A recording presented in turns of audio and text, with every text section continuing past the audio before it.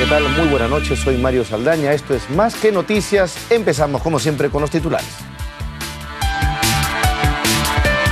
Cerca de 9 horas por cerca de 9 horas continúa el debate en el Congreso, donde se presenta la jefa del gabinete, Ana Jara, en busca del voto de confianza.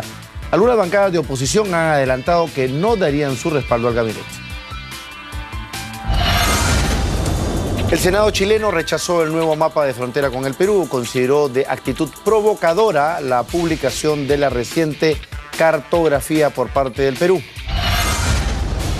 El Jurado Nacional de Elecciones dejó al voto el recurso de apelación presentado por el alcalde de San Juan de Lurigancho. El organismo va a resolver en 3 días si ratifica o no la tacha contra Carlos Burgos, quien busca una reelección. El titular del Poder Judicial negó presiones políticas en el cambio de jueces que ordenaron la excarcelación de los líderes de la cúpula del Movadef.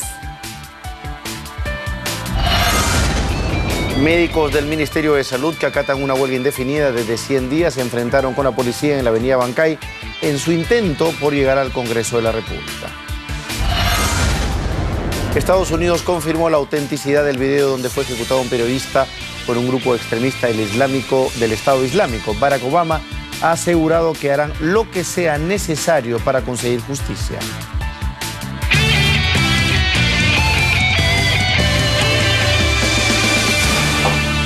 La jefa del gabinete, Ana Jara, expuso ante el Pleno del Congreso la política general del gobierno.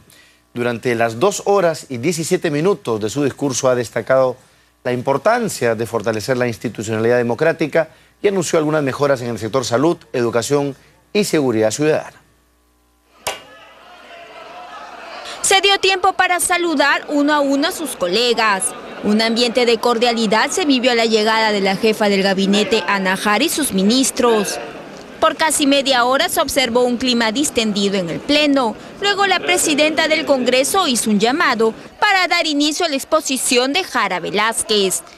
Que privilegiaré la necesidad de construir una agenda concertada entre el Poder Ejecutivo y el Congreso de la República, en la que de manera conjunta y dialogante prioricemos las iniciativas legislativas que la ciudadanía requiere. Durante las 2 horas y 17 minutos de exposición, la titular de la PCM reafirmó las promesas realizadas por el presidente Ollanta Humala en su discurso del 28 de julio. Dijo que para el próximo año, los profesores contratados tendrán un incremento de su remuneración de 100% y recordó que se otorgará un bono de incentivo al desempeño escolar. Presentaremos en el mes de septiembre un proyecto de ley de los institutos y escuelas de educación superior, con el objetivo de impulsar la formación técnico-productiva. Si hay un tema en el que debemos estar todos juntos, es este. El tema de la huelga médica estuvo presente en la exposición. Sin embargo, se informó que se ha destinado 1.000 millones de soles en incrementos salariales para el sector salud. Anunció que para el 2015 se creará el Instituto Nacional de Donación y Trasplante de Órganos, Tejidos y Células. Fueron varias las ocasiones que la jefa del gabinete se dio un respiro tomando agua para seguir con su exposición. Ana Jara aseguró que se cuenta con una hoja de ruta para enfrentar la delincuencia. Sobre la lucha contra el narcotráfico, sostuvo que este gobierno se plantea acabar con la violencia en el Braem.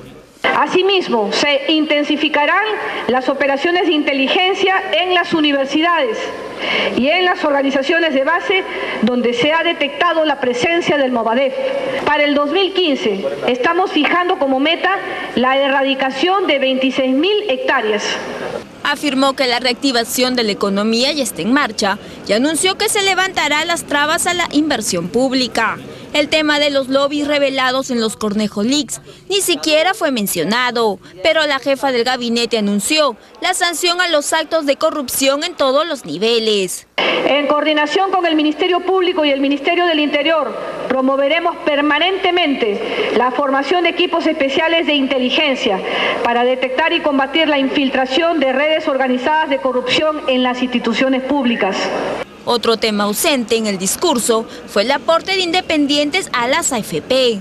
Antes de culminar su exposición, la presidenta del Consejo de Ministros leyó un poema de Abraham Valderomar, Oración a la Bandera. Finalmente, dijo que su gabinete es del pueblo. porque abriste nuevos caminos en las salas inestables, porque llenaste de... Bueno, justamente para saber cómo se viene desarrollando la sesión del Pleno, nos vamos a enlazar, como siempre, en vivo con nuestro compañero Juan Carlos Portilla. Juan Carlos, buenas noches, ¿cómo estás? Mario, ¿cómo estás? Muy bien, buenas noches. Estamos aquí en el Parlamento siguiendo lo que es el debate tras el discurso de la presidenta del Consejo de Ministros, la señora Ana Jara, en relación a las políticas del gobierno en estos 2 años prácticamente que le queda al gobierno en el poder. Se calcula que faltan unos 30 congresistas aproximadamente. Si le echamos unos 5 minutos por parlamentario, pasamos fácilmente las 2 horas, así que todavía tenemos por delante una jornada bastante intensa. Vamos a conversar con el congresista Juan Carlos Seguren, que ha tenido una presentación basada básicamente, Juan Carlos, ¿cómo estás? Buenas noches, en el tema de las cifras, es decir, el mayor presupuesto que se va a otorgar, por ejemplo, a educación, 6.000 millones que se han colocado en la economía, ha dicho la presidenta del Consejo de Ministros, para contrarrestar la recesión económica que alimentarían digamos, el crecimiento peruano. ¿Qué te han parecido estas cifras en todo caso y la ejecución que se vienen dando desde los sectores salud, educación principalmente? ¿Cómo estás? Buenas noches, Juan Carlos. Mario, buenas noches. Mire, lamentablemente, si el gabinete ha venido en busca de confianza, debió arrancar haciendo un diagnóstico situacional y generando compromisos y políticas de gobierno, sectoriales y de estilo de gestión para revertir este escenario que lamentablemente es muy difícil. La señora Jara comenzó mintiendo, no hay otra palabra, señalando que Perú seguía liderando el crecimiento en Latinoamérica, tema que es absolutamente falso. El Perú se ubica, de acuerdo a los datos de CEPAL, a este mes en el 7º lugar. Está por delante Panamá, Colombia, Bolivia, Ecuador, etcétera. O sea, hemos tenido un gravísimo deterioro que ya no tiene que ver con factores externos, sino con factores internos. Falta de confianza, un debilitamiento muy fuerte de la inversión privada, ruido político y, en fin, mala gerencia y una incapacidad para ejecutar proyectos de inversión, ya sean públicos o privados o alianzas público-privadas, lo cual nos ha llevado pues a un decrecimiento prácticamente en todos los ratios, en todos los índices, y no se dice nada cómo se va a revertir. Se habla de millones, millones, millones. La pregunta es, ¿qué sentido tiene hablar de más millones cuando el presupuesto de inversión del gobierno central a este mes, al día de hoy, solo ha ejecutado el 32% de su presupuesto? O sea, seguir aumentando presupuesto cuando hay incapacidad para ejecutarlo es sencillamente un saludo a la bandera, es para lograr aplausos fáciles de las tribunas. Ese es el tema de fondo. No hay capacidad de gestión, no hay capacidad de gerencia pública. Antes de darle la alternativa a Mario, que le interesan mucho los temas económicos y me imagino que estará muy interesado en hacerte algún cuestionamiento, ¿podrá en estos 2 años cambiar este cuadro que usted ha descrito en este momento? Sí, siempre se puede retomar la ruta del crecimiento, del desarrollo, de la eficiencia, de la eficacia, pero tienes que partir reconociendo, haciendo un mea culpa y analizando cuáles son los factores que han generado este dramático deterioro sistemático a lo largo de estos 3 años. Pero yo no pierdo el optimismo, ojalá le deseamos el mejor de los éxitos a este gabinete, pero siempre tendremos la duda, porque no es un gabinete nuevo, hay que señalar, solo tiene un ministro nuevo, es el mismo equipo, con el mismo entrenador o los mismos entrenadores, llámese Ollantumal y Nadine Heredia. Entonces, si venimos perdiendo por goleada el campeonato y no hay ningún cambio relevante, las posibilidades de revertir esta crítica situación no son las más optimistas. Mario, te escucha Juan Carlos Seguren. ¿Cómo está, congresista? Buenas noches, gracias por atender nuestra conversación. En realidad, entonces, ¿por dónde va la salida? Digamos, si el PPC se va a mostrar contrario al voto de confianza, de repente ese voto por el no debería ir acompañado por una serie de alternativas. Por ejemplo, entiendo que algunos de sus miembros han planteado incluso la posibilidad de la salida del señor Castilla del MEF. ¿Eso podría ser una señal que a ustedes, digamos, suficiente para poder ver algún tipo de viraje interesante en la solución del tema de la reactivación económica? Mira, siempre se ha dicho que los técnicos se contratan, y este es un gabinete de técnicos, y buenos técnicos reconocidos y de prestigio. El asunto es que falta el hombre de Estado, falta el estadista, falta el líder, quien motiva, lidera, exige, pone metas, traza objetivos. Entonces no es tanto Castilla con o sin Castilla. Ahora, los ministros se pueden cambiar, lo que lamentablemente no vamos a poder cambiar es al presidente y tendremos que esperar esos 2 años. Yo hago votos ahora. Todo profesional tiene un ciclo de vida. Se te van acabando las ideas, te vas cansando, pierdes ímpetu y es probable que Castilla esté entrando a esta etapa.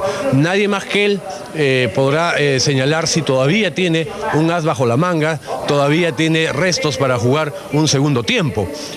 Espero que sí, pero tiene que demostrarlo. Tiene que demostrarlo porque una de las razones de esta situación en la cual estamos es que ha habido un retraso en las políticas anticíclicas. O sea, uno, llegaron tarde, 2, llegaron débiles. O sea, prácticamente lo único anticíclico que se ha hecho, lo único reactivador es una sola medida. Y esa sola medida tiene que ver con depreciación en el sector construcción.